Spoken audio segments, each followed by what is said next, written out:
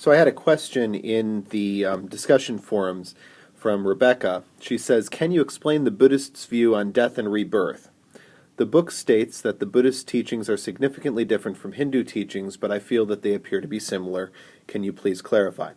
So what I'd like to do in this screencast is talk a little bit about Buddhist versus Hindu understandings of samsara, which is the wheel of birth and death and rebirth, and talk a little bit about their similarities and differences.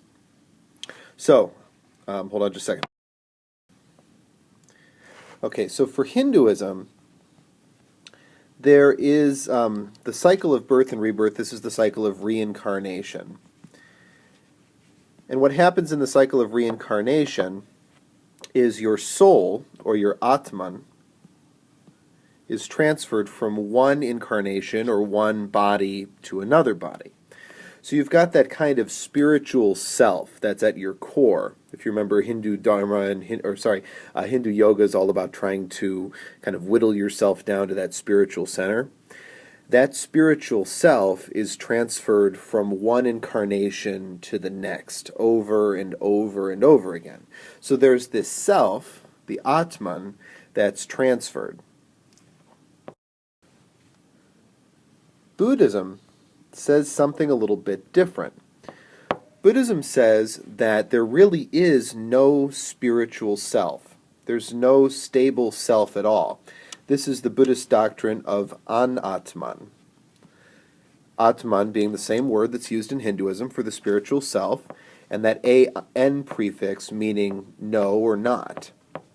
So anatman means there is no spiritual self that carries on from one life to the next. So where Hindus believe that there's a spiritual self that's at the core of your existence and that that's what's passed on in reincarnation, Buddhists believe that something else is passed on in reincarnation. So the question is, what is it? And in Buddhism, they describe the thing that's passed on from incarnation to incarnation as the skandhas. The skandhas are the kind of the illusion of self that every one of us has. And this illusion of ego and self, this illusion of my separation from every other living being is just that. It's an illusion. But that illusion is passed on from incarnation to incarnation to incarnation.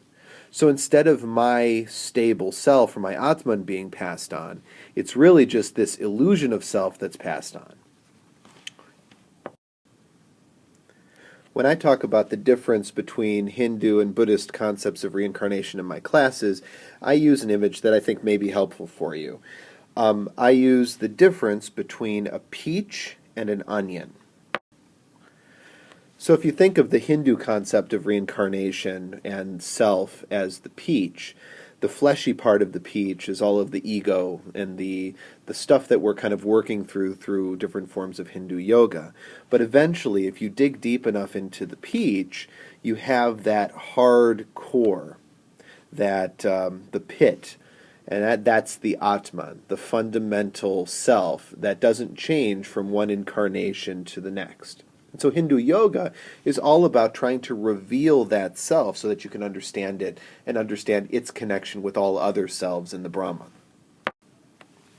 The image that I like to use for Buddhism and for the Buddhist concept of self is the onion.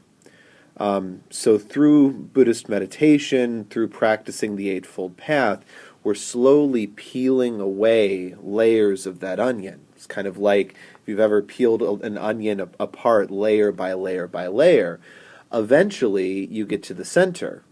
And what you realize when you get to the center is that there really is no center, that it was all just layers. So the Buddhist life is about peeling back those layers, and that peeling back can happen over the course of many different lifetimes. So it's those layers or those skandhas that are kind of transmitted from life to life through the process of reincarnation, rather than some kind of stable self.